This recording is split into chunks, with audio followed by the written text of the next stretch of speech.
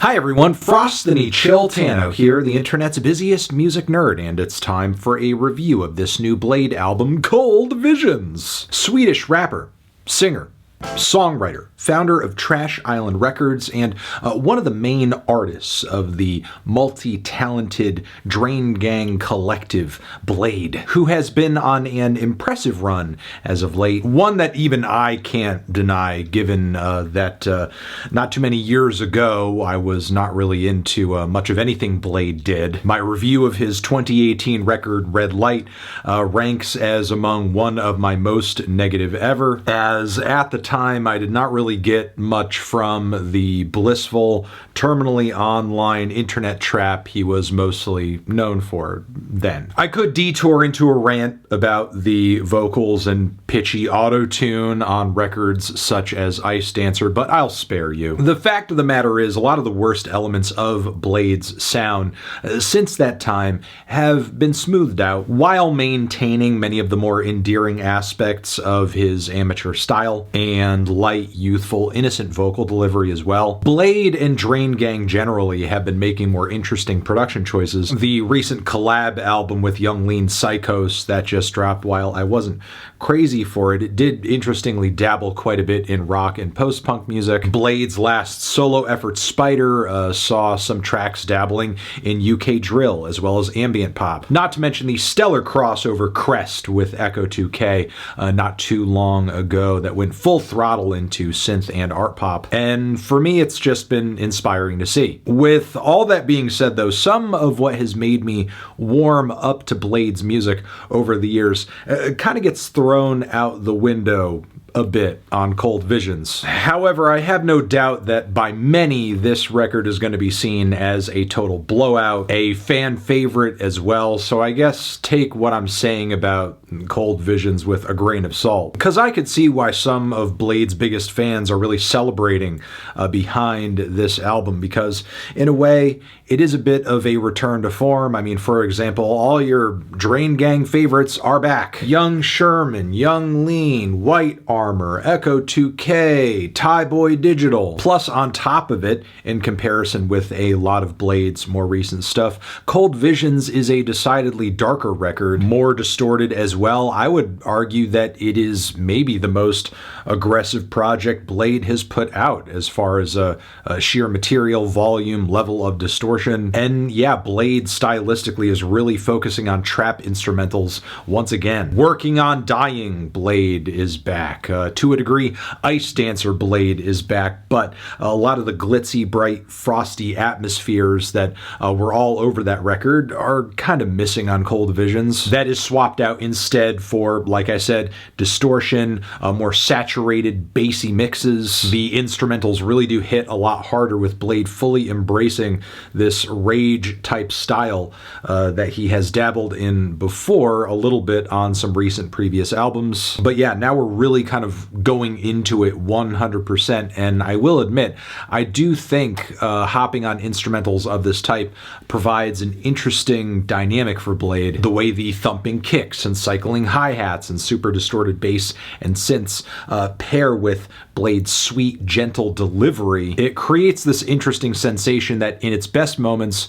is both visceral and entrancing. Not to mention for the overall vibe of the project, and I'm not exactly sure if this works per se, but it's clear Bladee is going for something that is very chaotic and rough around the edges, kind of like a badly produced Dat Piff mixtape or something, especially with all the random sound effects and vocal drops and watermark type sounds. It's something I think Cemetery and Haunted Mound fans would get a lot out of as well. And look, I think this formula and direction works really well, especially when Bladee is pairing it with some catchy flows and a standout hook. And that happens on multiple tracks to this thing. 1 second, fun fact, I don't like people.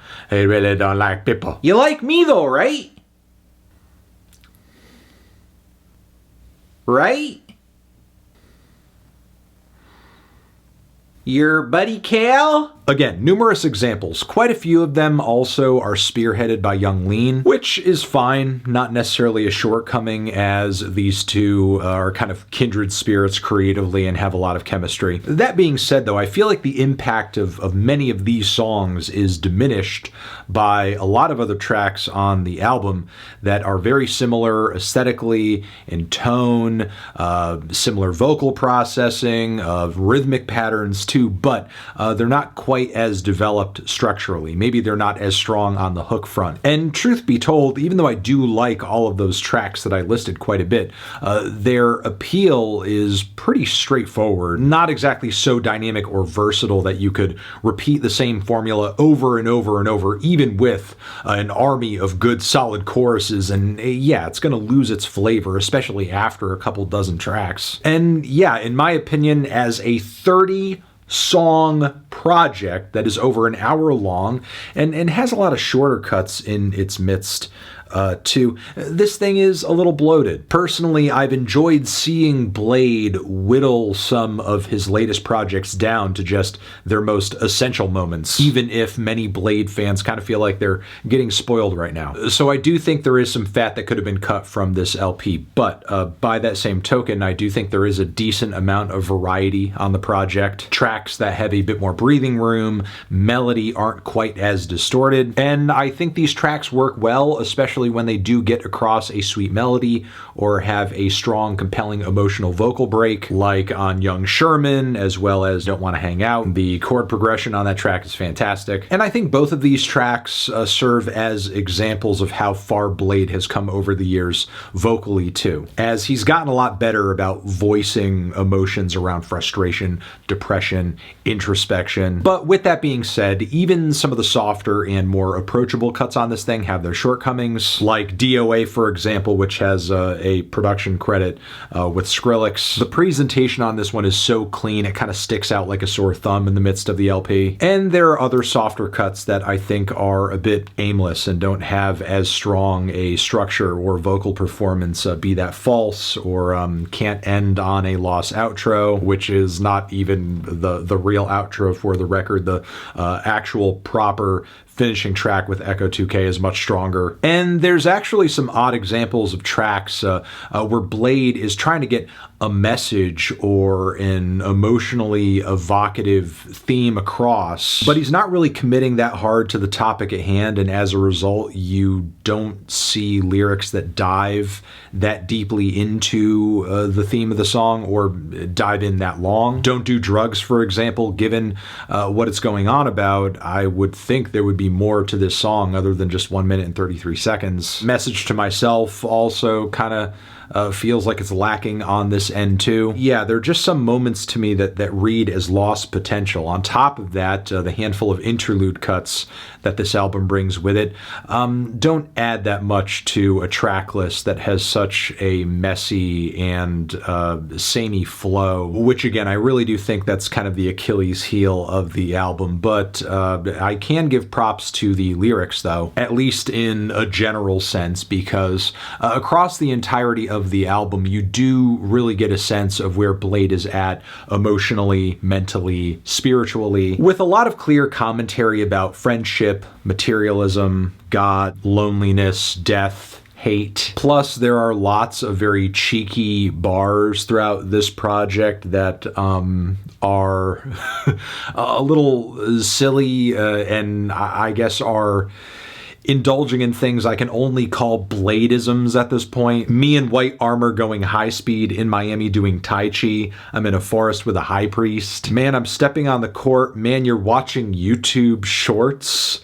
I'm very far from regular. You could call me irregular. Clutching crystals in my hand, got the Bible on my nightstand. I had a dream about an emerald. I woke up, where the ice at? She's telling me I got good energy. It might be true still. I'm not friendly. Frozen. They're telling me I'm a celebrity. I'm a civilian. Let go of me. We're the realist in a sense. I don't want friends. Tinted windows on the Benz. We're with wizards in it. And these are all just like the tip of the iceberg of the various kind of kooky but also otherworldly examples of lyrical thematic clashes you could catch across this record, which, I mean, even if you find what Bladee is saying, the content of this album, to be preposterous, you can't really take away from him that he is saying something. It's not just mindless drivel. It does sort of like, you know, stick loosely to a general vibe, which is unlike the vast majority of anything else you're going to catch out there in any rap adjacent music today. But yeah, while I did like this album overall because I think there were some great, catchy, aggressive bops